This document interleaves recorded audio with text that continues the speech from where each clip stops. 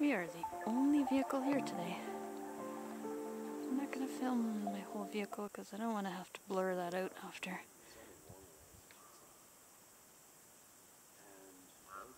A raven flew overhead, calling. I called back.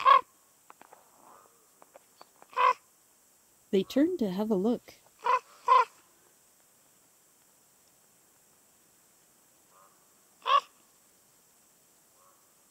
But to no avail, they flew on.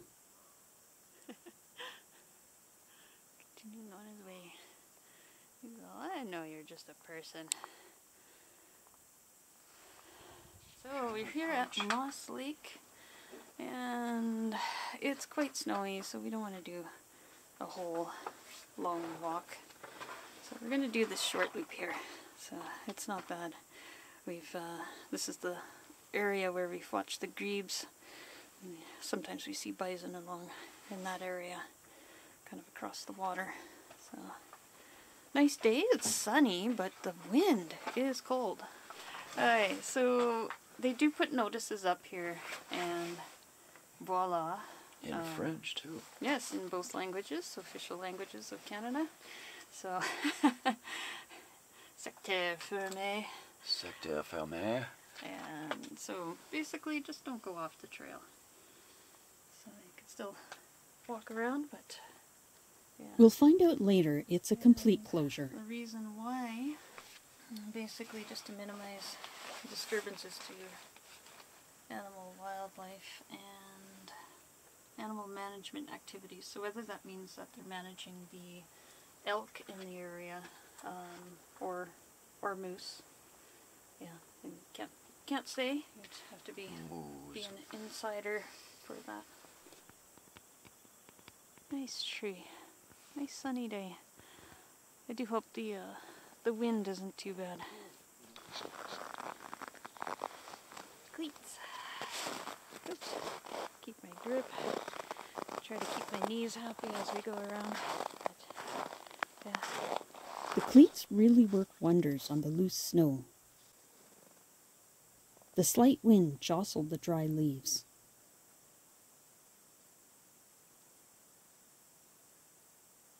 So we're hardly any distance, and I think this might be elk tracks. Came up and maybe snacked on something. And then left. Hard to say. There was a good variety of the usual suspects. Bison tracks, deer tracks, coyote tracks, and the smaller animals too.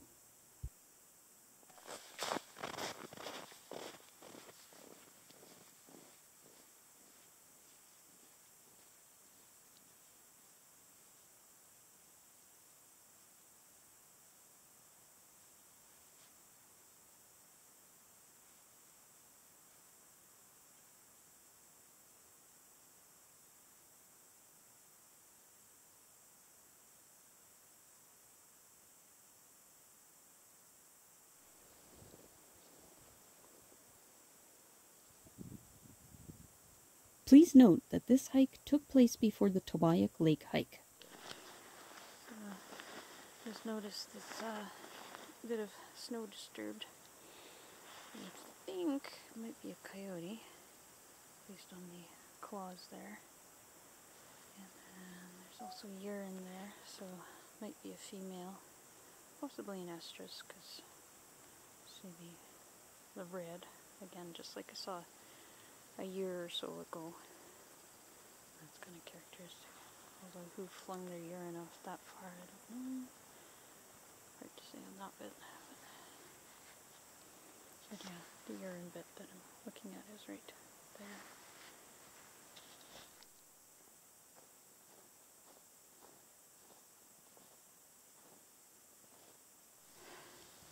Usually can't see it in the summertime, but there is a bit of a small lake there.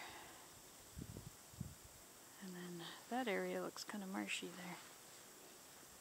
There's a few people that have worn a off-trail trail a trail that goes off trail down to the water's edge probably. But we didn't go on it because we don't want to disturb things. Feathers there. Maybe from a sparrow, I'm not sure.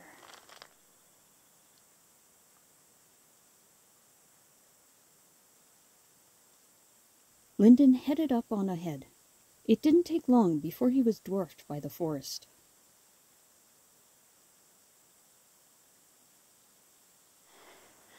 Everybody, I'm pretty sure this is grouse here. Grouse tracks. So they're the tracks that I was looking for in the White Mud Creek. Kind of see them kind of going in through the branches there. So that's what I was looking for, kind of little star-shaped tracks. Here we are on the other side of the trail.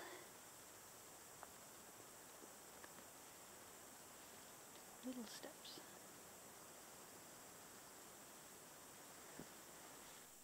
Blue shadows streaked across the white landscape, broken up by the divots of footprints and grass under the snow. Warrior with red. So definitely coyote. Scratching up. As usual, there were no coyotes to be seen.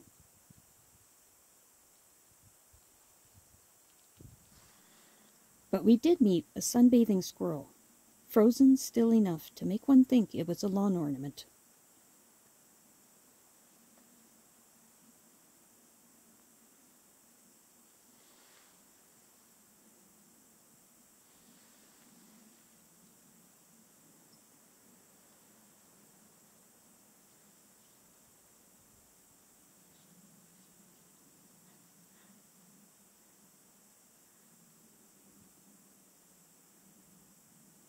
They moved into their little foot stomp alarm dance.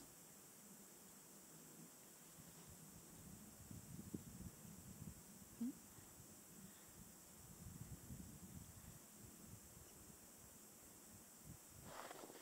go downhill.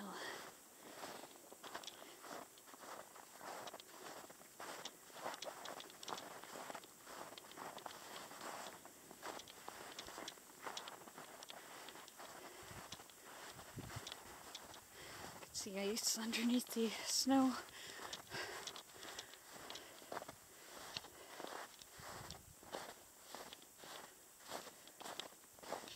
At the bottom, it was time to watch Lyndon come down the hill.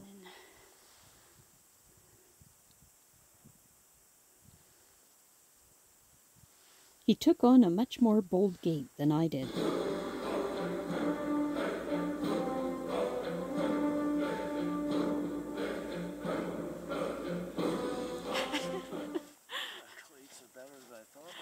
Yeah, It's not like I was pretending to be John Cook there. Kim Jong Cook.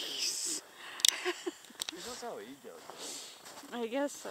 Kim Jong-kook is a Korean celebrity who is known for his bodybuilding. With all that muscle, it affects how one moves. Personally, I thought he'd run more like a voyageur with imaginary snowshoes. We continued on our way, enjoying the views of the forest and brilliant sunshine.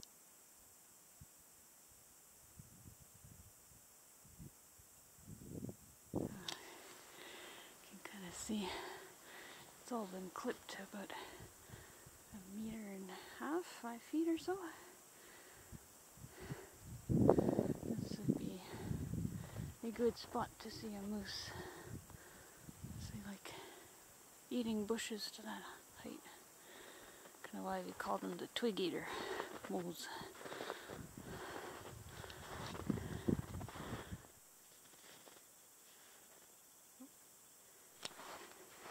Well, I guess this kind of explains why we didn't see many vehicles in the parking lot. We're pretty firm on that closure that the main part of the trail is actually closed off. Looks like we can still go off to the area where we intended, which is good. But yeah. So, yeah, we'll definitely be going to the right. Yeah, again, just minimizing disturbance to sensitive wildlife habitat. So, managing something. I am suspicious that they might be trying to control the wild boars. Well, looks like some wildlife still goes down it. They can use the trail all they want now. I've never noticed a tree like this before. It looks pretty vicious. One would not want to get stuck by those thorns. Thorns all over it. That was Haybird, or was it? You're just walking along and notice this big old tree has some scarring from the fire. And I think Elk Island did have a fire a number of years ago. And I think that was actually one of our very first walks here. Another tree over there. That's again some black along it. And then you can see a stump over there with some more scorching there. But yeah, back in the day we had gone down Hayburger, I think it was, and we had seen all these cut trees, and all of the trees were black and dead, and it wasn't a very good first impression actually of Elk Island. So honestly, like, I was also busy with school, so, you know, kind of never really frequented the place, and then only started coming here a few years ago, but everything's kind of grown back in. But yeah, kind of interesting to think about. Oh yeah, there's a pretty good one right there. Black stump right there. Oh, we've arrived at the other entrance, and same thing, trail is closed. Somebody's going around though. Looks like maybe a moose. Wolf. Very pretty seeing the trail with almost no tracks.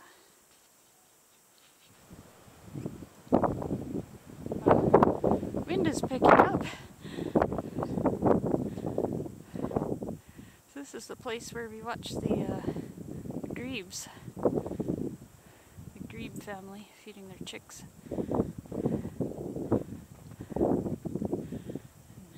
Completely frozen solid now.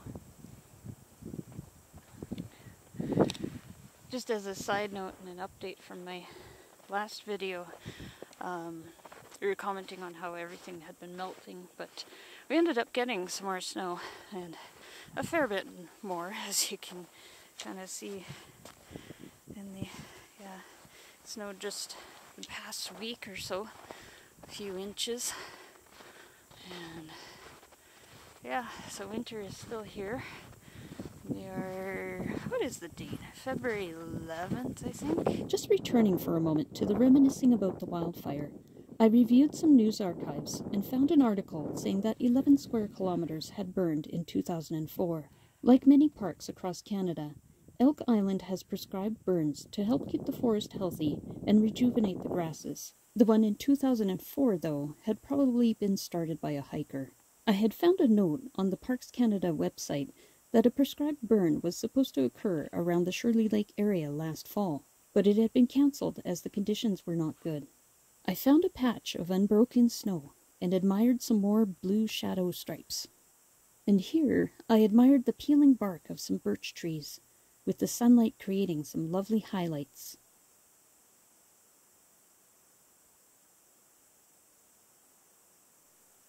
Eye-pleasing rows of fungi followed the tree trunk.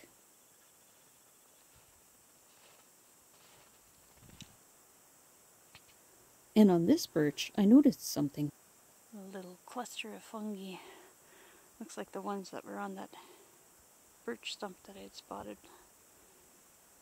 They're too high for most of the animals to reach, I think.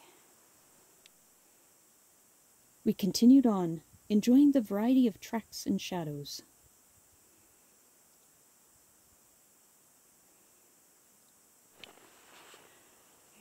Finished our mini loop, and head back to the parking lot. Somebody on a bike just went by. They had a bear bell. It was ringing a lot as they went. They're kind of laughing. It's like maybe a reindeer.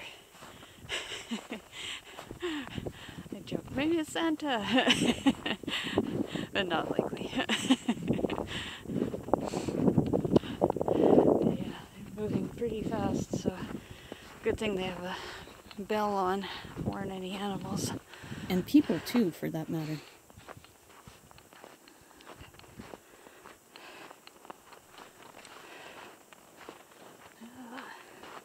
We've made it back.